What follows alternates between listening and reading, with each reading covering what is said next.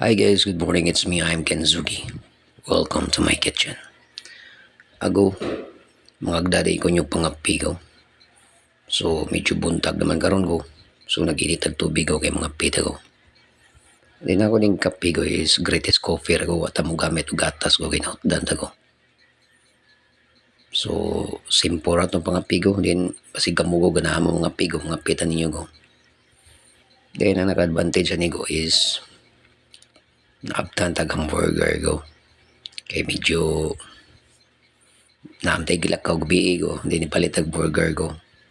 So, mo nagulamin yung burger ko kung mabuntagan ko. So, mo na ito routine ko, mga pita o buntag sa iyo ko. Kamugo na ngapi na mo ko. Kuha pa po pangapi ko, pangapi na mo ko. So, nada tayo ketchup sa Jollibee ko nga itong ipangayo ko. So, ato na ipares ko dari sa itong burger ko. So, itong burger ko is medyo bugnaw na ginisya ko. Pero, bisag bugnaw ko, basta nainit ng kapi ko, lami na siya ko. So, ato na yung ketchup ko. Wow.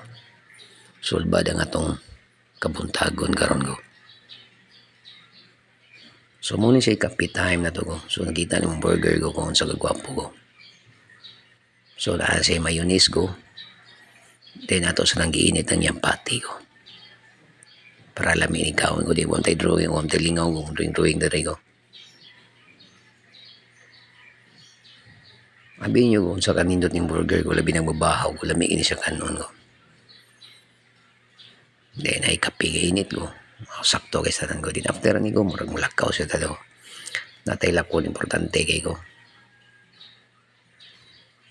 So, mao nang food presentation ko sa itong burger ko nga naikapi gatas ko. Presentation na siya ko, pero ang ako itong gikapi ko is pure kapi ko.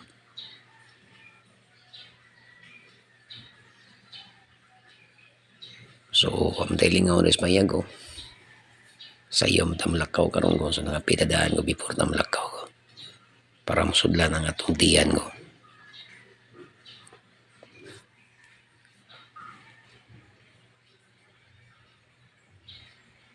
So, medyo laay atong payag ko kay kita rin sa rin mabiling ko.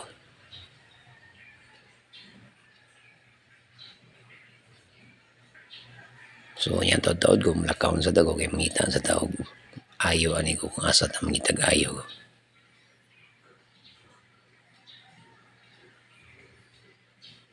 So, medyo mapagitay pangilam mo sa ning pormaha ko. So, maura ni ko. Thank you and enjoy.